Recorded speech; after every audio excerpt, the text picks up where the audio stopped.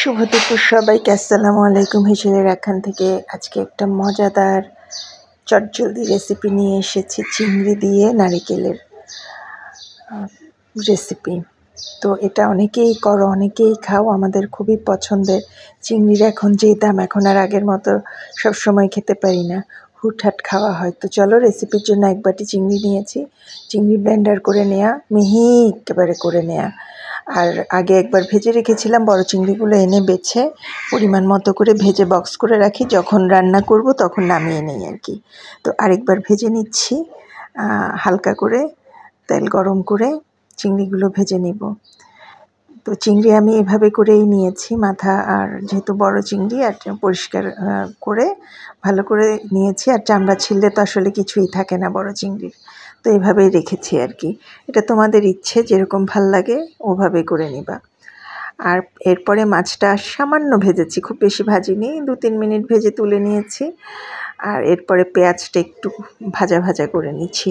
এখানে বড় একটা পেঁয়াজ দিয়েছি, আবার পেঁয়াজ রসুনের পেস্ট করেছি। সামান্য ছোট আঙুলের আগার 1 টুকরা আদা আর 3 টুকরা রসুন, আর বেশি করে পেঁয়াজ, দেখতেই পাচ্ছ। 4টা পেঁয়াজ দিয়েছি, পেস্ট করে নিয়েছি, ব্লেন্ডার করে নিয়ে আর কি। এটার আসলে ঝোলটাই মজা হয় খেতে, চিংড়ি তো বাহানা হয়। তো ভালো করে মশলাটা কষিয়ে নেব যতক্ষণ পর্যন্ত না কাঁচা গন্ধটা যায়। পেঁয়াজ রসুনের একটা কাঁচা স্মেল থাকে, একটু ভাজলে কাঁচা স্মেলটা চলে যায়। 3-4 মিনিট ভাজলেই হয়। মশলাটা ভাজতে ভাজতেই গন্ধটা বুঝবা। তো মশলাটা যখন ভালো করে ভাজা হবে, দেখতেছো এটাতে একটু অত তেল দিইনি, আবার কমও তেল দিইনি, মোটামুটি তেল দিয়েছি। এখন যখন বুঝলাম যে মশলাটা হয়ে এসছে, এরপরে বাকি মশলাগুলো দিয়ে দিচ্ছি মরিচ আর হলুদ দিয়েছি খুবই কম, 1/2 চামচের কম।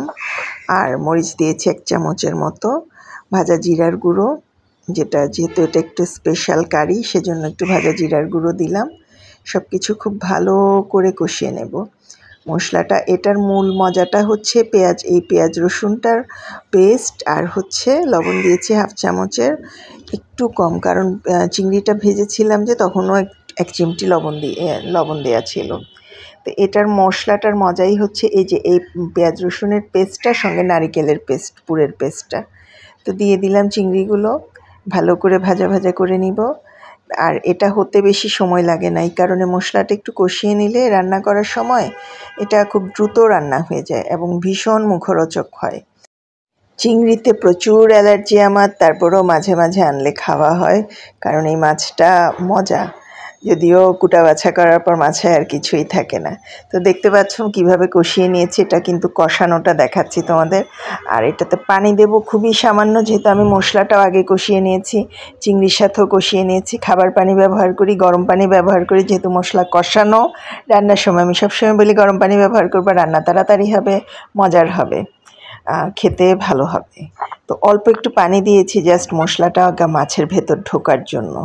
তো এটা হচ্ছে চটজলদি রান্নায় মশলাটা যদি কষিয়ে নাও খুব দ্রুত রান্না করতে পারবা। আর ইয়ামি একটা রেসিপি। এখন দিয়ে দিব নারিকেল বাটাটা।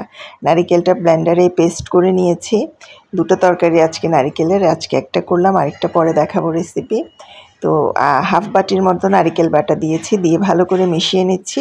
নারিকেল বাটা দেওয়ার পর খুব একটা রান্না করব না, 3-4 মিনিট জাস্ট, তেলটা উঠে আসলেই নামিয়ে নিব। নারিকেল থেকেও কিন্তু তেল বের হয়, যারা নারিকেল বাটা খাও রান্নায় তারা দেখবা যে নারিকেল দিলে তরকারি থেকে একটা আলাদা গ্লোসি একটা ভাব আসে, হ্যাঁ, গ্ল্যামার্স বেড়ে যায় রান্নার। তো হয়ে যাবে যখন, কিভাবে বুঝবা, যখন একটা সুন্দর মিষ্টি মিষ্টি স্মেল বের হবে।